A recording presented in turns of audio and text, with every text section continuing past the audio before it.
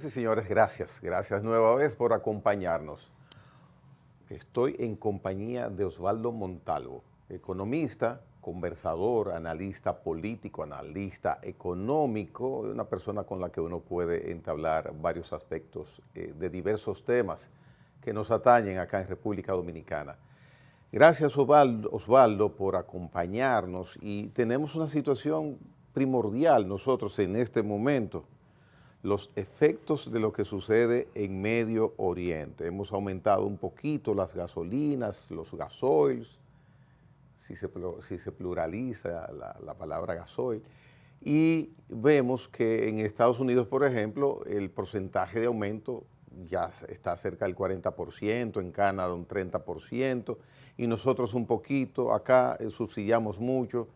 ¿Cómo estamos como República Dominicana manejando una situación tan difícil allá que repercute acá?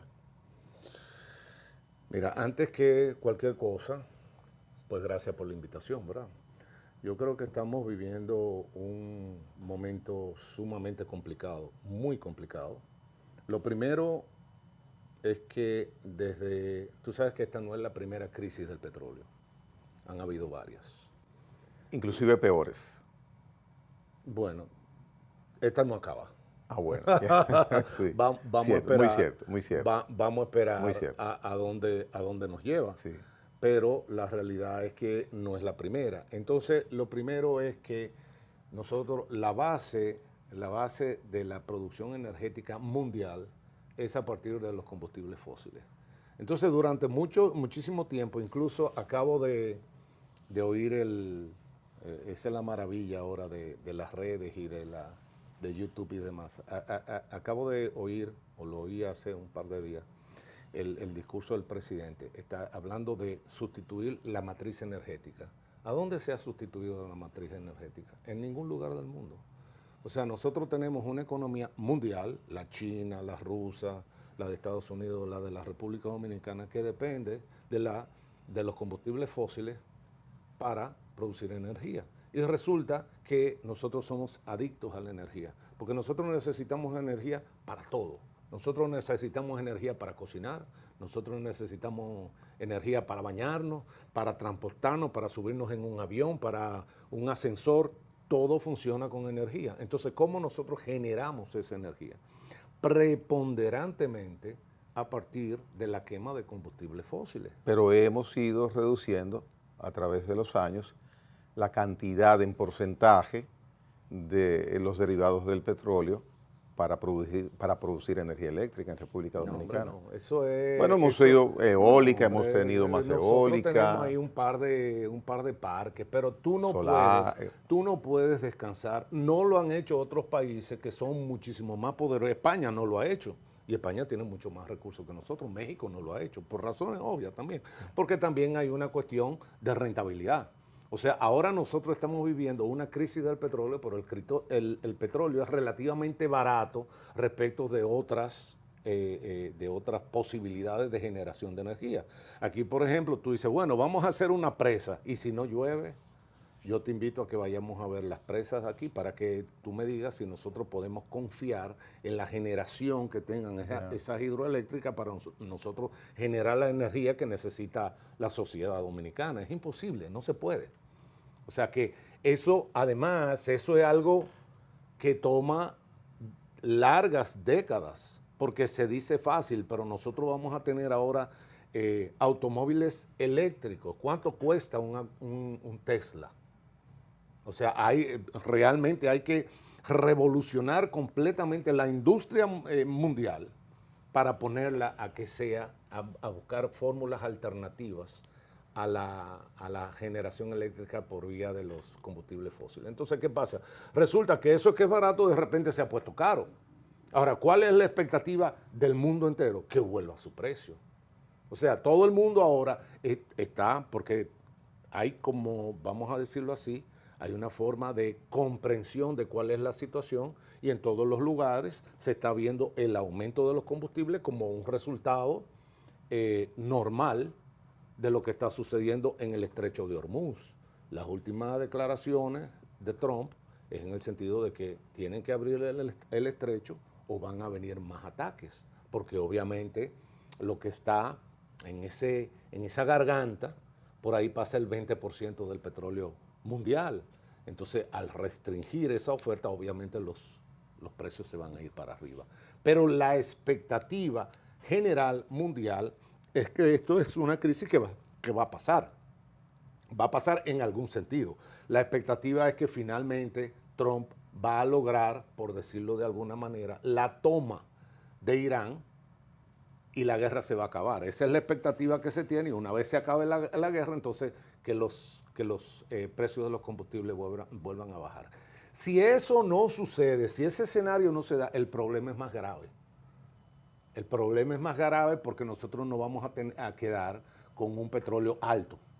Y si nosotros nos quedamos con un petróleo alto, eso va a significar combustibles caros y eso va a significar que el precio de todas las mercancías va a subir. Una inflación generalizada. ¿Por qué? Porque la energía se utiliza en todo. O sea, quizá la energía sea la mercancía más básica de todas. Porque no hay una sola mercancía en el mercado en cuyo proceso de producción no se utilice petróleo de una u otra forma. Hay una molestia económica internacional también que ya está empezando a manifestarse. Es el precio de los fletes marítimos. El precio de los furgones ha ido teniendo una escalada en las últimas 3 semanas que prácticamente duplica el precio de hace un mes. Y eso también nos afecta. Tuvimos una situación parecida para la pandemia, atroz, no tan alta como van los precios ahora en los fletes, pero también eso se nos tiene que agregar. Y cuando yo escucho que el gobierno está preparado, dicen los funcionarios, el presidente dice que tenemos que estar preparados y preparados, ¿qué significa estar preparados realmente? ¿Podemos prepararnos o tomar algunas medidas de restricciones de autoridad? ¿Qué haría Osvaldo Montalvo si le dicen, usted es el responsable de defendernos de esta situación económicamente hablando? Mira, estar preparado, siempre se puede estar preparado. Una de las cosas que siempre me aparece, nosotros estamos en el centro del Caribe. Ajá. Yo no sé si tú sabes, pero nosotros estamos en una zona ciclónica. Evidentemente, ¿verdad que sí? claro. No, eso es como que hay un pasillo y por donde pasan los huracanes, es un pasillo más o menos amplio, o sea que todos no nos van a pasar por arriba, pero nos van a pasar cerca. Y uno no va a pasar por arriba. Ahora yo te pregunto, ¿nosotros estamos preparados para que nos pasen los huracanes por arriba? La respuesta es que no. ¿Por qué? Porque nosotros vamos de alguna manera, es lo que se llama un poco administración por crisis.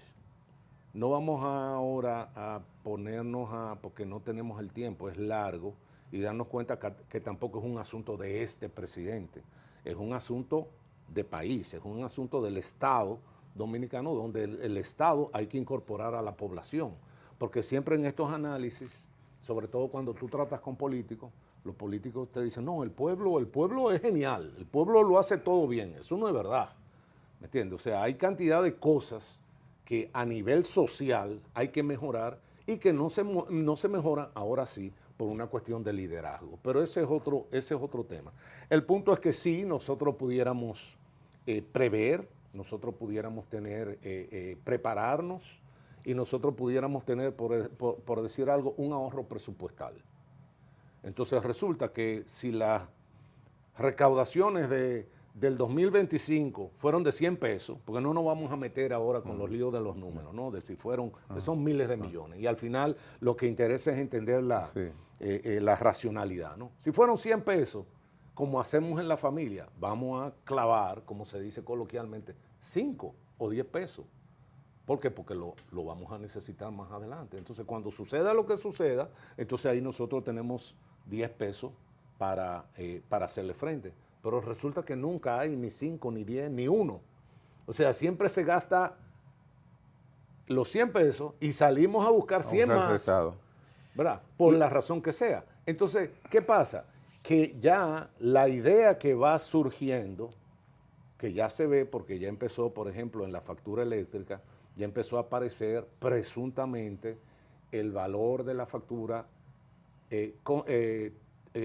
sin el subsidio y con el subsidio, y lo que tú tienes que pagar, que es la factura total menos el subsidio, eso es lo que tú pagas. De tal manera de que en tu mente ya tú veas, pero yo estoy recibiendo energía eléctrica subsidiada. ¿Tú sabes qué es lo que te está indicando eso? Que vamos a ir en dirección a desmontar el subsidio. Entonces, ¿qué sucede? Bueno, sí, realmente los subsidios nunca han sido buena idea, sobre todo porque los subsidios, lo primero es que los subsidios tienen que focalizarse. Entonces el subsidio tiene que darse a la persona que lo necesita. Nosotros estamos sometidos más a un juego político, que el subsidio lo recibe la persona que tiene mejores conexiones políticas. Aquí hubo un político muy famoso que él no pagaba electricidad, atento a él. O sea, él recibía un subsidio, pues él no tiene que pagar electricidad porque él está pegado, él es ministro. Entonces, ¿qué pasa? Que eso provoca irritación, porque si yo, que soy una persona que no tengo tu nivel de ingreso, si tú tienes una industria, por ejemplo, que tiene una protección que tiene 40 años y tú no pagas impuestos, ¿cómo es que tú me dices a mí que yo tengo que pagarla? Si yo te veo como tú viste, yo te veo como tú vives, yo te veo la fortuna que tú tienes, entonces tú no pagas impuestos, entonces resulta que tú tienes un subsidio a los combustibles, pero yo no lo tengo. Entonces eso te genera mucha crispación, porque realmente no hace sentido esa distribución del subsidio.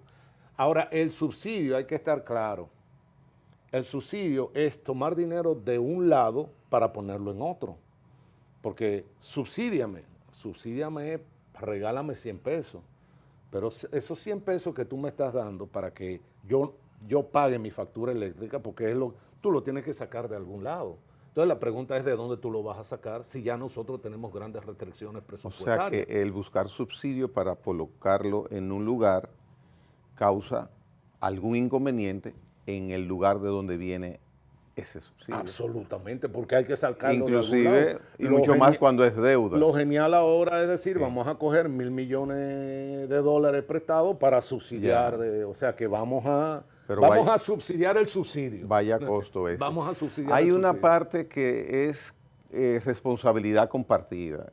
Inclusive el presidente de la República en su discurso del domingo lo indica. Esta responsabilidad es compartida. Osvaldo, ¿qué piensas? ¿Debe el ciudadano también cargar con la responsabilidad del problema que nos ha llegado, que estamos viviendo? ¿O debemos decir, gobierno, resuelve tú? ¿Cuál de las dos? No, es que espérame, vamos a entendernos. El ciudadano nunca ha dejado de cargar. El que carga es el ciudadano. Bueno, porque lo que el gobierno hace es un dinero nuestro. Exactamente, eso es lo primero que hay que entender. Todo lo que se gasta, todo, absolutamente, todo lo que se gasta por vía del gasto público no sale del bolsillo de ningún funcionario. De hecho, entra a los bolsillos del funcionario porque el sueldo... también se lo damos nosotros. Vamos a presumir que solamente se lleva el sueldo, que eso es otro tema que no nos vamos a meter ahí ahora. Pero vamos a presumir que solamente gana 300,000 pesos. Esos 300,000 pesos, tú sabes que algo, yo estoy terminando un libro de ensayo, cuando lo termine vamos a hacer un programa, donde yo digo, ¿tú sabes cuál es la gran diferencia entre sector público y sector privado? Cuando yo estoy en el sector público, y como yo no tengo muchos recursos, yo lo que pongo es una cafetería. Vamos a decir, como hay miles en la ciudad de Santo Domingo, ¿verdad? Es un negocio informal. Y en esa cafetería yo vendo jugos y sándwiches. Pero para que tú me compres un jugo y me compres un sándwich, yo te tengo que dar un buen servicio. Y yo no sé, y a mí me gusta mucho decirle a la gente lo que vemos en la calle. De repente tú en la calle, tú ves un chinchorrito o un puestecito, a veces es como una camionetica y tú ves mucha gente. Pero ese tipo cocina bien y tiene buen precio. Y hacen fila inclusive, ¿verdad? Y tú te vas en la carretera Duarte y hay paradores, que son los paradores de los camioneros, que te dicen, no, ahí el sazón es bueno, porque los choferes de camión hay que darle mucho y con buen sazón y a buen precio. Entonces, ¿por qué? Porque en el sector privado tú tienes que dar un servicio para tú poder vender. En el sector público no hay eso. Siempre, porque a ti, como sucede en España, para salirnos del pleito de aquí, vamos a crear un ministerio de de la mujer. ¿Qué hace el Ministerio de la Mujer? Se gasta una cantidad de millones, pero ¿qué tangible, qué de utilidad social le saca a una sociedad eso? O sea, en el sector público no hay que ir a un mercado competitivo a vender algo, porque no lo podrían vender. Por eso, todas las empresas públicas han fracasado en el mundo completo, porque no compiten con... Pero no es por ineptitud, es por la formulación de lo público. Entonces, volviendo atrás, todo lo que se va en el gasto público lo aporta el sector privado de una u otra manera. Bueno, pero la manera en que te formulo la pregunta es la coloquial, la sencilla. Debo yo pensar que sí, que el gobierno tiene, por ejemplo, que subir el combustible, que tiene que incrementar la tarifa eléctrica. O sea, debo yo decir, bueno, sí, yo tengo que cargar también.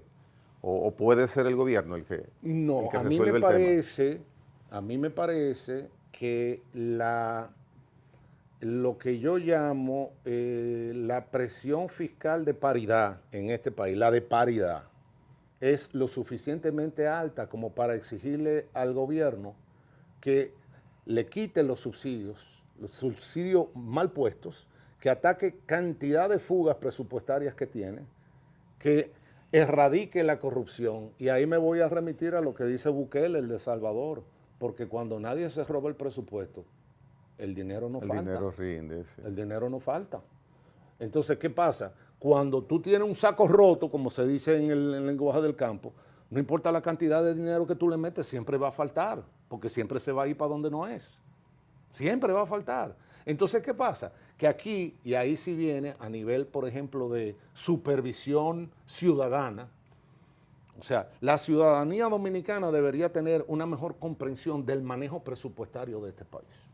Al chele.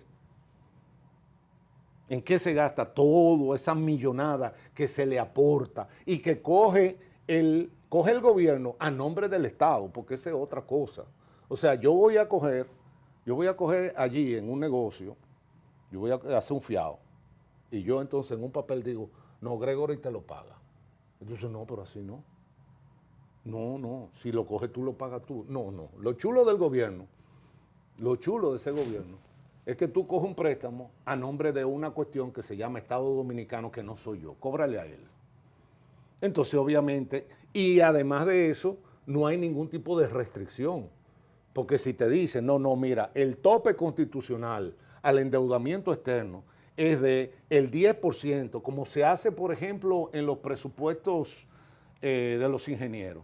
Te ponen 5% para imprevisto, 10% como previsión para la inflación, un 15%. O sea que si el presupuesto es de 100, yo te acepto hasta 115. No, quítame eso. O sea, hacer 100 y lo que venga. Entonces así dime, y obviamente eso va a afectar las finanzas de la población. Y se va a sentir, no solamente, porque acuérdate que la cadena de suministro, el nombre te lo dice, es una cadena. Tú mencionaste, por ejemplo, el transporte marítimo, pero antes de llegar a puerto, vamos a decir que nosotros compramos algo por Amazon o compramos algo en Estados Unidos, pero tiene que llegar a Miami. Primero hay un transporte terrestre. Llegó a Puerto Miami, viene por agua o viene por aire. Puede venir por aire desde allá si es algo ligero, pero vamos a suponer que es algo pesado. Si es algo pesado, paga un transporte marítimo. Pues llega a Santo Domingo, pero aquí hay otro transporte terrestre. Y después de ese transporte terrestre hay toda una red de distribución. Todavía no se le ha puesto la mano al artículo. Y ya hay incremento tras incremento. Cierto, sobre todo en transporte y traslado de ese producto. Sí, pero también cuando tú tienes una tienda, tú tienes que tener iluminación, ¿verdad? O sea, la energía, vuelvo y te digo, se usa por todas partes. O sea, el golpe es grande. Entonces, ese golpe hay que saber disiparlo. Y antes... Si el gobierno intenta traspasar todo el golpe a la población, va a haber inquietud, va a haber respuesta. Porque estaríamos hablando de un incremento de precios de un 30, de un 40%. O sea, estamos hablando de que lo que te cuesta 100 pesos, o sea, que tú estás acostumbrado, por ejemplo, algo que me gusta ponerlo, una cerveza mediana que le llaman cuesta 200 pesos. Y ahora te va a costar 280. Y tú dices, ¿cómo así? Sí, 280. Entonces es un golpe muy severo. Entonces, los golpes cuando son tan fuertes hay que saberlos disipar, porque si no te va a venir una reacción. Y no solamente una reacción popular, te va a venir una reacción también a nivel empresarial, porque se van a caer las ventas. O sea, la única manera de tú afrontar precios más altos con un ingreso fijo es restringiendo el consumo. No hay vía alternativa, porque tú no vas a sacar de abajo de la tierra dinero, ni de las paredes. O sea, tú tienes un presupuesto relativamente fijo. ¿Qué es lo que hace la gente? Que restringe el consumo. Entonces, ¿qué pasa? Que hay, sobre todo los negocios más pequeños son los que más van a sufrir, porque también hay una concentración del ingreso en las grandes plataformas. O sea que sigue el problema circulando entre las personas que tienen menos recursos. Dicen que no hay nada tan malo que no tenga algo bueno. ¿A quién le puede beneficiar todas esas cosas que pueden ser malas? Para ti, para mí, para él. No, yo creo que cada experiencia es un gran aprendizaje. Yeah. Yo creo que de aquí, digo yo, también por ahí creo que es Huxley que dice que lo que aprendemos de la historia es que no aprendemos nada de la historia, porque esta no es la primera vez y todo sigue igual, ¿me entiendes? O sea, realmente, y ahí sí es una última idea, nosotros nos damos cuenta de que transitamos en el tiempo y pasan décadas y nosotros no tenemos una agenda nacional. O sea, ¿cuál es el norte de nuestro país? Dímelo, ¿cuál es el norte de nuestro país? ¿Para dónde es que vamos? Vamos a suponer que nosotros andamos, para ir despacio, vamos en una yola. ¿Para dónde vamos? ¿Vamos para África? ¿Vamos para Puerto Rico? ¿Vamos para Venezuela? ¿Para dónde es que vamos? Realmente nosotros somos como que el viento a veces nos tira para un lado. O sea, nosotros vamos navegando, drifting, y vamos improvisando un poco, a veces nos devolvemos para atrás. Entonces, la idea te dice que si hay algo que se llama desarrollo, y nosotros tenemos una idea de lo que se llama desarrollo, como digo yo, en algún artículo digo, yo quiero vivir en un país donde los carros se paren en el semáforo en rojo. Esa es una idea de desarrollo.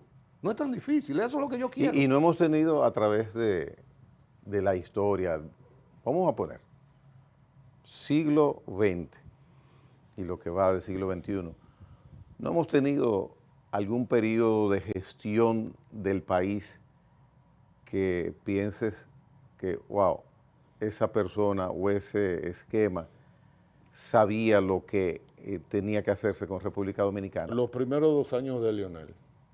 Sí. Sí, ahí hubo como que hubo un giro donde de repente se profesionalizó el servicio público, se transparentizó más y luego alguien le dijo al oído, Leonel, no es así, no es así, suelta eso.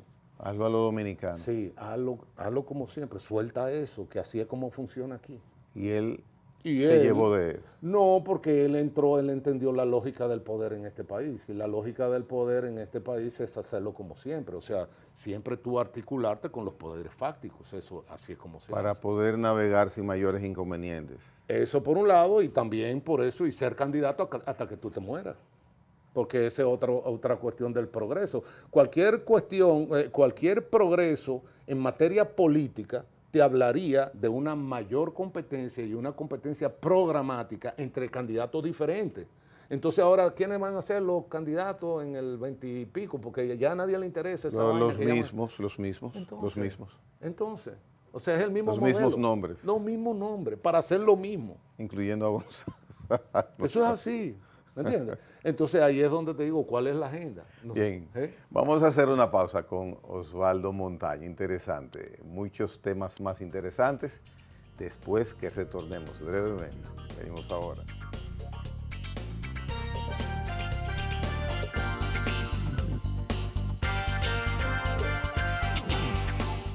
Bien, continuamos conversando con Osvaldo Montaño. En menos de 2 años tenemos elecciones elecciones municipales, elecciones presidenciales. Las municipales tienen la característica que es muy posible que quien resulte beneficiado como partido, con muchos alcaldes, con muchos regidores, le vaya bien 3 meses después en las presidenciales. Eso es una ventaja, es un adicional.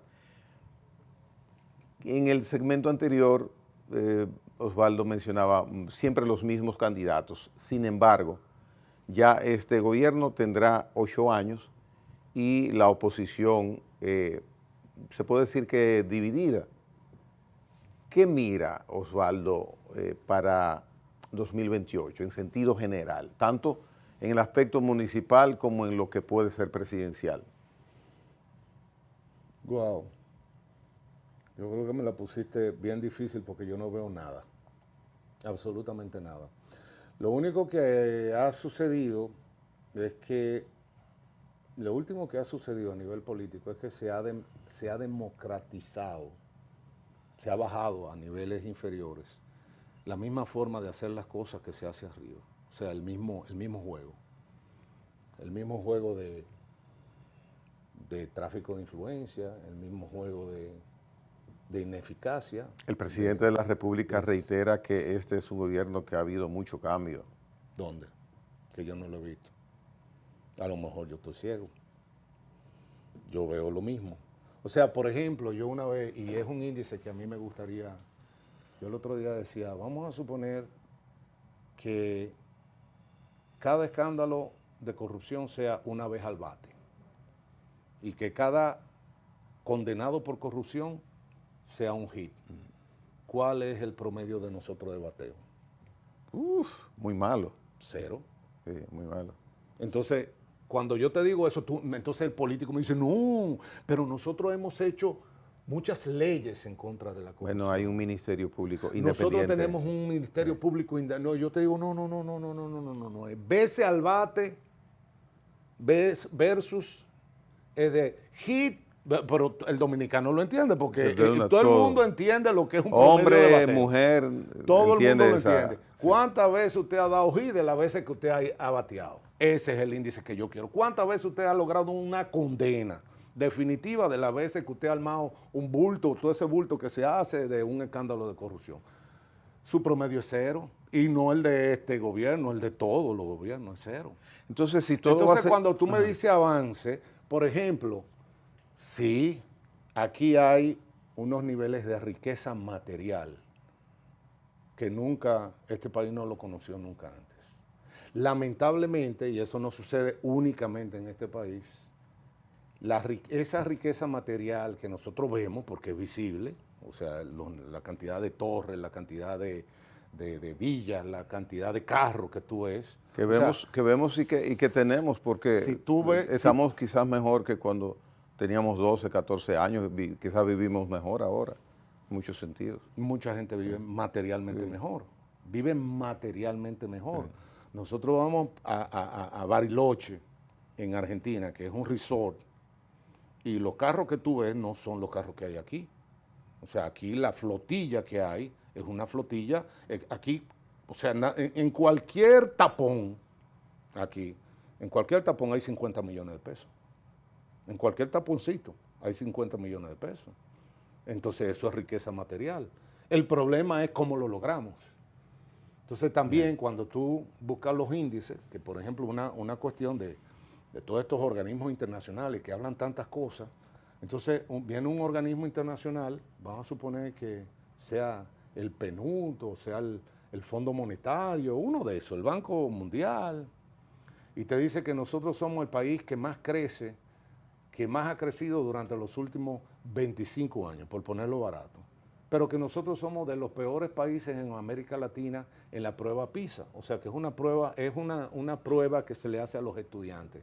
Entonces tú dices, bueno, en una sociedad, en una economía de conocimiento, como es la actual, ¿cómo lo hacemos? O sea, ¿cómo nosotros logramos eso? Porque cualquier empresario, ahora que estamos hablando de combustible, te dice, bueno, yo necesito tener estabilidad y necesito tener buen precio en materia energética porque yo soy un gran consumidor de energía. y yo tengo que tener una cuadrilla, es decir, perdón, yo tengo que tener una plantilla, perdón. Yo tengo que tener un grupo de personas que tenga el debido entrenamiento y tenga la cultura de trabajo para yo poder hacer este proceso.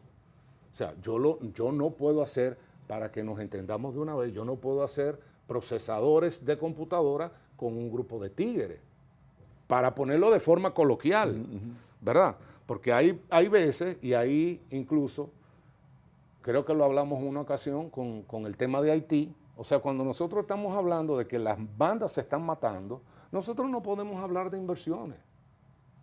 O sea, ¿cómo tú vas a poner, te gusta una cafetería, una heladería, una zapatería? Porque eso son inversiones. La gente entiende que inversiones es como dinero en el aire. No, eso es dinero especulativo. Es un dinero que se puede mover entre bancos y demás. Pero ese dinero depende de la capacidad productiva de bienes y servicios de una economía. O sea, nosotros tenemos que producir cosas. Nosotros tenemos que producir zapatos, nosotros tenemos que producir paseos en cruceros, nosotros tenemos que producir pantalones, tenemos que producir tela, tenemos que producir cosas que podamos vender. ¿Y cómo Osvaldo puede saber y decir eso y los presidentes no hacer eso? ¿O ellos no lo saben? Porque ellos lo saben, pero ellos son presidentes, yo no. Ellos tienen que... Pero se entiende que lo que dices es importante lo que y pasa es bueno. Es que, no, porque para mí decirlo es muy cómodo. Ajá. Yo estoy aquí hablando contigo. Pero quizás ellos en la oposición han dicho lo mismo que tú. Pues eso es parte del juego político. Ah. Abinader dijo que no se iba a reelegir. Pero tiene su primera reelección ya. Que incluso, exacto, tiene su primera. Tú puedes estar seguro que el último año hay un creativo que dice, no, hay que modificar la Constitución para volver al esquema de...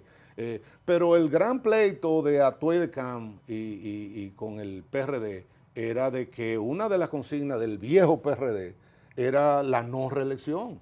Y eso simplemente desde que engancharon en la presidencia se quedó atrás. ¿Y cómo un país entonces que se desarrolla materialmente?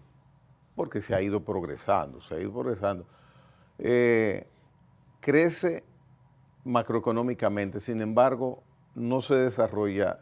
Tú le pones un micrófono a un joven en la calle o a un adulto, hábleme de cualquier tema, dígame de Donald Trump, dígame de Cuba, y te dicen cualquier cosa. Haces eso en Venezuela con un venezolano, lo haces en Costa Rica, lo haces en Argentina, lo haces en Chile, y en cierto modo te conceptualizan el promedio de las personas. Aquí no sucede eso. ¿Por qué las PISA nos quedamos en el suelo, las pruebas PISA? ¿Qué es lo que pasa? Que no nos desarrollamos. Eso que tú acabas de decir es lo más interesante del mundo. Porque tú hablas con un cubano y el cubano te sabe hablar de política, sí, pero no te sabe hablar de computadora. Mira qué cosa, ¿eh? ¿Por qué? Entonces, ¿qué pasa? Que eso, incluso lo que es la cultura general de la población, lo que te habla es del nivel educativo y el nivel cultural de cada país, de cada sociedad, ¿verdad? Entonces, ahí tú mismo me estás planteando, ¿cómo lo hacemos? Bueno, nosotros tenemos ciertamente sectores que son sectores muy bien colocados a nivel internacional, que son los grandes productores de divisas, como en este caso lo que es el turismo, ¿verdad? Minería, que son sectores, como he dicho yo en otros lugares, que tienen el privilegio que no dependen del ambiente habitual de la República Dominicana. Es decir, nosotros en este país no hemos puesto las playas están ahí. El sol está ahí, ¿verdad? Arena, si no la desbaratamos, ¿verdad? Que han habido intentos, pues están ahí. Entonces, ¿qué pasa? Nosotros somos ese paraíso natural. Natural significa que no ha sido elaborado por nosotros. O sea, los hoteles sí, la organización de los hoteles sí. En lo cual, por cierto, prácticamente todo es inversión extranjera. Pero eso es otro tema. Entonces, ¿cómo lo hacemos? ¿Cómo lo ha hecho la población? Ha habido una migración hacia lo que es la empresa informal, la informalidad, ¿sí? Lo que es la economía gris y eventualmente la economía, lo que yo llamo la economía delincuente. No es solamente la población, no es solamente el punto de droga, no es solamente el que arranca cartera, no es solamente el que hace un trabajo por dinero, sino que hay también una serie de canales que permite que lleguen al país flujos importantes de recursos que no pueden llegar a otros países, que en este país circulan y en este país se constituyen en demanda, porque es la forma también de tú lavar esos recursos internacionales y que de tomar una forma dineraria toma una forma no productiva, porque no es productiva, pero sí de bienes de consumo de largo plazo, como son, por ejemplo, los apartamentos. Hay algo que es muy visual, yo no sé si, yo me imagino que yo no soy el único que lo observa, que tú ves un apartamento de 50 millones de pesos, que ya eso no es algo extraordinario en este país. No, $1 millón. No, de hecho ya se habla de dólares. Y de repente tú ves que ese apartamento está vacío. No se vende y no se alquila. Y tú dices, ¿cómo así? Porque si yo tuviera uno de 10 y no se me alquila, yo estuviera bien inquieto. Claro. Porque tú tienes ahí Claro, 10 millones de pesos parados. Claro. No. Entonces, como que tu mente Ya, dice, ¿y cómo una persona que tenga esa inversión ahí, la tiene parada, no la quiere vender y no la quiere alquilar y no la quiere prestar, no nada? Para mí es muy habitual y me sonrío y lo comento bastante, fuera de pantalla, fuera de la televisión, sobre todo de noche, cuando yo veo esas torres de edificios, esos edificios, tantos apartamentos, y los veo que hay quizás 2, 3 luces de 20, de 40, digo, wow, pero son genios, construyen para dejarlos vacíos. Pero además de eso, hazle una tabla de amortización a 50 millones de pesos. O sea, estamos hablando, yo el otro día hice como un pequeño escrito, ¿y cuántas personas aquí puede asignarle a una hipoteca 220, 250 mil pesos mensuales? Porque o sea, el coeficiente que utilizan los bancos es de un 20%. O sea, tú no debes aplicar, o sea, tú no debes gastar en alojamiento, en vivienda, más del 20% del ingreso familiar. Es un 20%, ¿verdad? Entonces, si el 20 son 200 mil, para usar números redondos, es porque el ingreso familiar es de $1 millón mensuales. Entonces tú dices, wow, pero yo conozco poca gente así.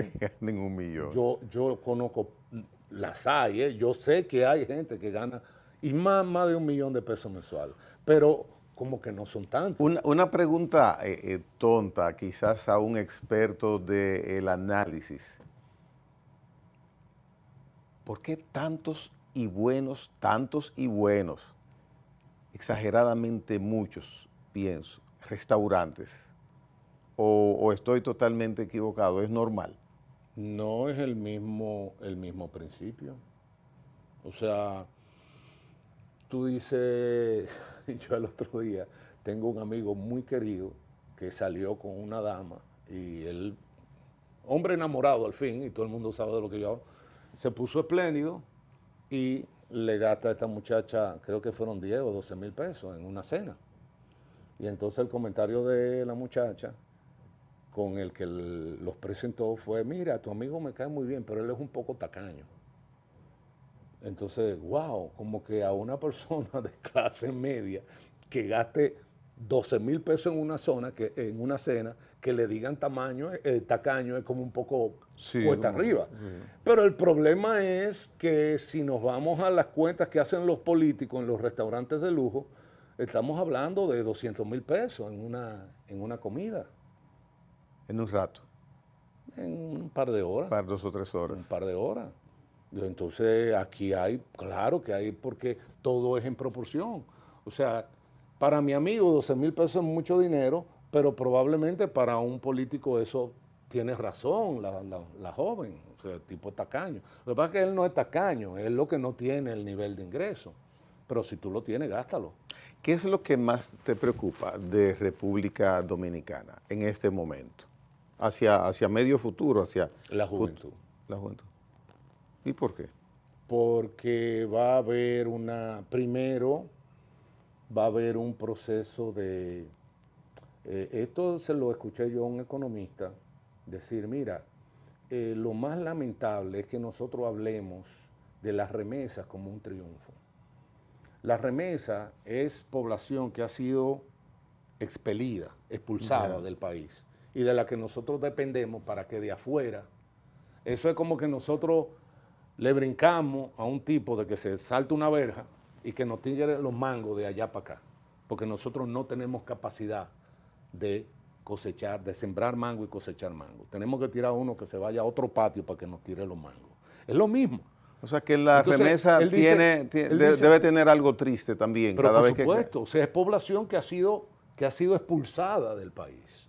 Entonces, ¿qué pasa? Que la crema, o sea, cuando tú tienes, yo que le doy seguimiento al caso de México, cuando tú tienes una sociedad, yo vivo en Ciudad Juárez, y yo no puedo salir, yo no, porque ya yo no tengo esos años, pero el hijo mío no puede salir con sus hijos a caminar por un parque, porque te asaltan, porque te matan.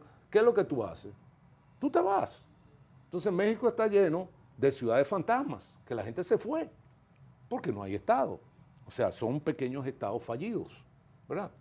Entonces, ¿qué pasa? Cuando tú no puedes, cuando el medio es lo suficientemente árido, hostil, vulgar, agreste, violento, ¿qué es lo que tú haces? Tú dices, no, yo no voy a vivir aquí, yo me voy. ¿Y qué es lo que ha hecho la crema, la clase, la parte de la clase educada dominicana? Se ha ido y se va a seguir yendo. Entonces, encima de eso, ponle que es una economía altísimamente concentrada, donde no vale la pena tú formarte, porque tú no vas a tener espacio. Hay mucha juventud de clase media acomodada, mucha juventud de clase media acomodada, que a los 18, 19 años, 20 años, se va a vivir fuera y a hacer vida profesional fuera. Así es. Juventud inteligente, bien preparada sobre todo. Bueno, se ha preparado en escuela pública. Quien se prepara en escuela pública, lamentablemente, no tiene igual preparación que la privada. Ni la va a tener. Y entonces me dicen, no, porque fulano, ¿qué es? Esa es una excepción, porque siempre hay excepciones. Sí, claro. Hay personas, hay jóvenes que son genios, que estudiaron en una universidad pública y de repente llegaron, pero eso es algo excepcional. Tú no puedes descansar un sistema en función de un individuo excepcional, o sea, la media. Entonces, ese individuo, cuando vea, y eso se lo va a ir demostrando la misma economía, se lo va demostrando en el tiempo. Llega un momento, tú ves lo que ha sido la experiencia de los que son más viejos que tú, y tú dices, no, pero es que yo no puedo dedicar 10 años de mi vida a hacerme profesional para después mendigar una posición en el sector público donde el ministro no sabe hablar. Pero ese es el sistema. ¿Me entendiste? Entonces, no me gusta. Como te digo yo, el desarrollo es un país donde los carros se paren en la luz en rojo y donde un legislador entienda lo que es una ley y pueda explicarte una ley a la que le levantó la mano aprobándola. ¿Por qué, ahora que mencionas legisladores, por qué surgen leyes que luego el Constitucional, después que cruzan por la Suprema Corte de Justicia, las desecha, teniendo la Cámara de Diputados y el Senado de la República tantas decenas de asistentes y de consultores y de asesores, y buenos, conozco algunos buenos, y cómo surgen proyectos ahí con tantas falencias? ¿Te has percatado de eso? Porque ese es mira, hay algo, Gregory, hay veces, y me ha tocado explicarlo más de una vez, hay veces que nosotros tenemos, nosotros tenemos como un propósito, un grupo. Hay lo que en matemáticas se llama la función objetivo. O sea, el objetivo de nosotros es, para ponerlo en términos de uno de los candidatos. Nosotros como país somos un barco y nosotros queremos llegar en este barco, nosotros queremos llegar hasta la isla Saona. Ese es nuestro objetivo. Y tú ves que no vamos para la isla Saona. Nosotros vamos para la isla Beata. Y tú dices, no, pero es para la Saona. Ah, pero el que maneja el barco, quiere llegar a la beata. Entonces tú dices, fracasamos. No. Él triunfó, fracasamos el resto. Entonces, acuérdate que las metas se pretenden ser sociales, pero en realidad son corporativas, obedecen a grupos privados. Entonces hay que ver a dónde ese grupo privado quiere llegar. Entonces tú dices, no, fracasamos. El hecho de que se vayan, de que la población educada se vaya del país es un fracaso. Es un fracaso para la población. Pero para las personas que tienen el manejo empresarial de este país, no hay ningún fracaso porque ellos no lo necesitan. Ellos tienen todo el personal que quieren y tienen la mano de obra que necesitan y que quieren. Entonces, ¿de quién es el fracaso? El fracaso es del resto de la sociedad. Entonces no nos perdamos en lo claro. ¿Me entiendes? O sea, la sociedad hay un grupo importante de personas en la República Dominicana que son altísimamente exitosos. Si lo medimos por el dinero que tienen. Altísimamente exitosos. Ahora, si nosotros medimos el éxito de nuestra sociedad por los carros que se paran en la luz en rojo, fracasamos. Finalmente, hay un tema. Ahora, a partir de abril, lo comunicó el ministro de Relaciones Exteriores, ya empiezan a llegar a Haití las fuerzas policiales que van a trabajar para la exterminación de las pandillas y control de la seguridad de Haití.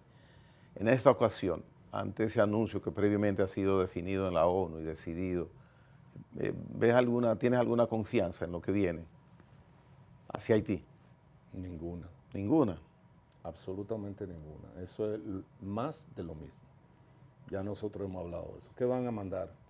¿Qué nuevo van a hacer? Vi que ahora no son de un país, no son de un país, son de otro de África. Pero ahora es que hay bandas. O sea, ya realmente en Haití lo que gobiernan son las bandas. ¿Qué buscan las bandas? Entonces hay una pregunta que yo la voy a dejar al auditorio para que lo piensen con calma. ¿A quién le convienen las bandas? Porque tú dices, no, eso le conviene a Barbecue, no, le conviene al otro. Bueno, sí, pero detrás ese ambiente no es tan ingenuo como se pretende. Porque un Estado fallido sirve para muchas cosas. Entonces lo que hay que pensar es, ¿para qué sirve ese Estado fallido? Hasta ahí vamos a dejarlo. ¿A quién le sirve? ¿A quién le sirve ese Estado fallido? Que no hay ninguna intención seria de que cambie. Ya. Bueno, Osvaldo Montalvo, muchísimas gracias por habernos dado parte de tu tiempo, tu preocupación hacia la juventud como tema principal en tu vida. Es importante la juventud dominicana y la juventud que emigra no quiere volver, dice que no vuelve, no le interesa volver. ¿A buscar qué? ¿Tú sabes cómo quieren volver? A Punta Cana. Y lo hacen. Claro. Y lo hacen, vienen a Punta Cana. A Punta Cana. Pero venía a este caos. ¿Y a qué? Ojalá yo poder hacer eso. El caos, cuando mencionas caos siempre pienso en tránsito. Entre otras cosas. No hay forma. Hay un viejo dicho que dice que como anda el tránsito de un país, así anda el país. ¿Puede relacionarse eso? Absolutamente. No, es el mejor indicador. Oh. Es el mejor. De hecho, yo tengo un artículo viejo por ahí que se llama La física del caos. La microfísica del caos, que es tomando el título de Michel Foucault. O sea, en el espacio público es donde tú ves que todo el mundo aporta su verdadero ethos. ¿Por qué? Porque en el espacio público es el único espacio que yo puedo andar con una carreta y todo el mundo tiene que esperarme. Y a la vez en el espacio público es que yo ando con una jipeta con lo que no se ve nada, con los vidrios absolutamente tintados, que ahí adentro puede venir lo que sea, y en este país eso se permite, y lo que hace la gente de lo que se llame AMET, CIGC, no sé qué, todo lo que sea es lo mismo, y lo que le hace es que le abre el camino desde lejos. Y entonces tú como ciudadano tú dices, pero ¿y por qué a ese individuo? Porque a ese individuo hay que darle un paso privilegiado, lo cual debe estar reservado únicamente al presidente de la República. pero resulta que ese es diputado. Y todo el mundo se tiene que parar para que el diputado vaya a comer rápido a su casa, para que no se le enfríe la comida. Ese es el país que nosotros tenemos. No nos perdamos, nada más hay que abrir los ojos, como digo yo, abrir los ojos y ver lo que se ve en la calle. Para eso no hay que leer libros. Bien. Gracias a Osvaldo Montalvo por habernos acompañado en el día de hoy en La Hora con Gregory. Hasta la próxima.